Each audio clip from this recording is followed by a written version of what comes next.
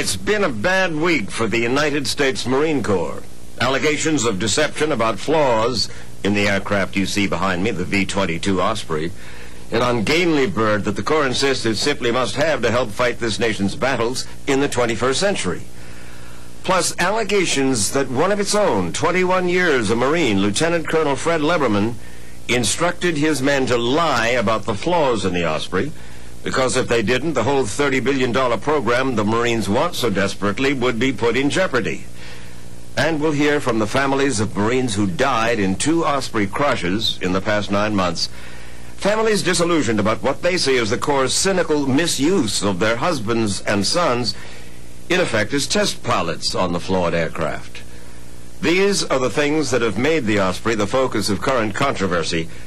First, let's take a look at it. The Marines tout the Osprey as a revolutionary aircraft that can fly 300 miles an hour, stop short, and land like a helicopter. It can carry 24 Marines in full battle gear, plus 10,000 pounds of equipment. The Marines want the Osprey for seaborne assault, getting troops swiftly from carriers at sea to combat zones on land. And no aircraft, the Marines say, is better designed to do that. But ever since its initial test flights, like this one in 1991, the Osprey has been in trouble.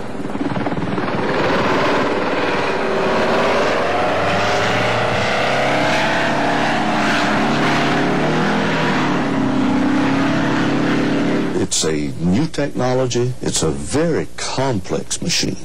Believe it or not, Grady Wilson walked away from that terrible crash. He was a test pilot for the Boeing Company, which builds part of the Osprey in Pennsylvania. There are no free lunches in aviation, period, and this aircraft is a perfect example of it. It is a hybrid.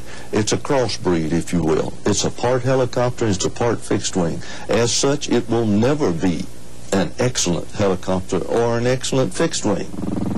But the Marines insist they desperately need the Osprey to replace their aging fleet of Vietnam-era helicopters, and they have pushed hard to get the aircraft, even though the Pentagon didn't want it.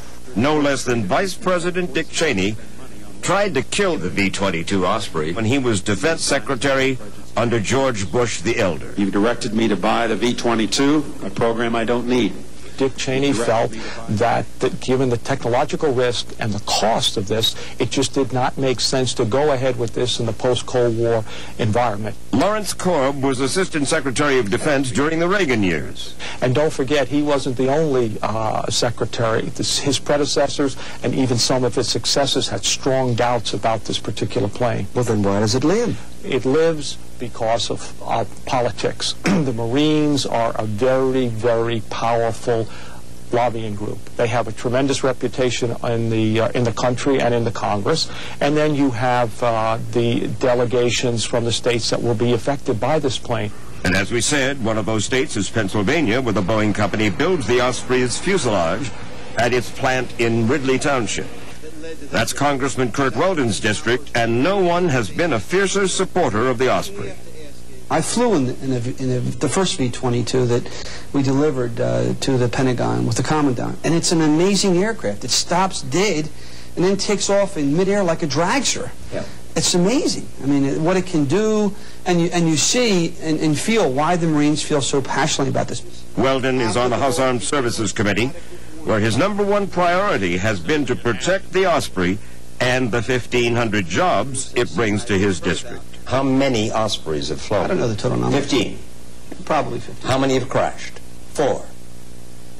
That's 25% of all of the Ospreys, at a cost so far of $12 billion. Are you familiar with the F-14?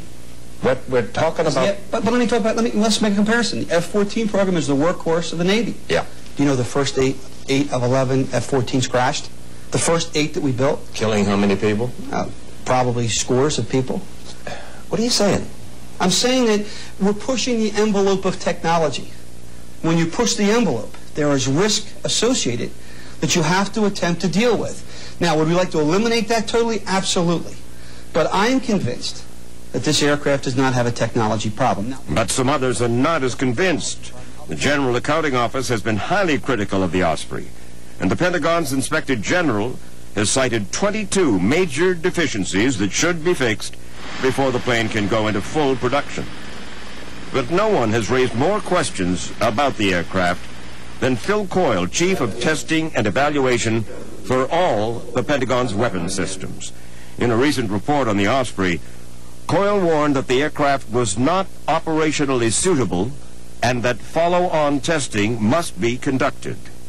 He's on the record as saying this: unless the testing issues are ironed out and corrected, those issues will impose an unacceptable burden in cost, manpower, mission reliability, and operational availability to the fleet, which I suppose is bureaucrat tease for the following: too much money, too many lives lost, too much repair and maintenance, and beyond that, we're not sure that these aircraft can do the job that they're supposed to do. Phil Coyle has not flown in a V-22 with one Marine. You sure? He's not going to be the one that we're going to send to rescue those Americans trapped in one of our embassies overseas. He's not going to be there. He's a good pencil pusher. He's a good person to work the numbers. I'm going to trust the person who's responsible from his reputation for the lives of those people that we asked to go into the worst possible hostile environments. General McCorkle, a dedicated, why don't you quote him, Mike? He's no armchair pencil pusher. Curt Weldon also calls Lawrence Korb a pencil pusher. But Korb is a former Navy pilot who knows the Osprey and says it's just too complex for what the Marines want it to do. You're trying to push the technology farther than it can go at this particular time. Compare the record of the Osprey in development, test, and so forth with other military aircraft. I mean, it's far worse. No other military aircraft would have about more than 1 out of 4 of the developmental aircraft crashed. Because of the technology being so complicated? Basically, the technology is so complicated, there's so little room for error. And the tragedy of this is, given the fact that the world is a much calmer place, we don't have the Cold War, there's no reason to rush into this type of production. Some charge that the rush into production has caused 2 crashes this year alone. 19 Marines' lives were lost April the 8th. 8 months later, we lost 4 more. Donna Harter's son Kelly died along with 18 other Marines in the Osprey crash in Arizona last April. Kelly was a crew chief in charge of maintenance for the aircraft. His mother says he told her about the problems his unit was having with it. It cannot do the missions they want it to do, and they cannot use another Marine for a test. They used my son for a test, and he's gone, and I don't want to see it happen to another family. Major Brooks Gruber was the co-pilot of Kelly's plane that crashed. His widow, Connie Gruber, says her husband, too, talked about maintenance problems. He would be on the schedule to fly and come home early and say we couldn't fly. Something was broken, they had to fix, we need to get a part. Or on occasion, he would be flying and they would encounter some type of caution, some type of warning, and they'd have to land early. And I'd say that was pretty much routine. You said that your husband was doing a job that he was not supposed to be doing. It wasn't his job to get the bugs out of this aircraft. My husband was not a test pilot. The remaining pilots are also not test pilots. We feel that the aircraft is not ready. I think it's shown that it's unreliable, it's unpredictable, it's very high maintenance, and the results have been catastrophic. But the April crash did not slow down the Osprey program, something the Marine Deputy Commandant for Aviation, Lieutenant General Fred McCorkle, made clear the day after the accident. I consider this to be the best aircraft that I've ever been in.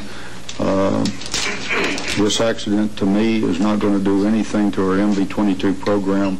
And as if to prove the Osprey was safe to fly, Marine Commandant General James Jones went up in one and took his wife along. He went up. He didn't go on a mission. Yeah. He went up and he came back down. That's it? He didn't put it in the situation he put our families in. Really? He took a joyride.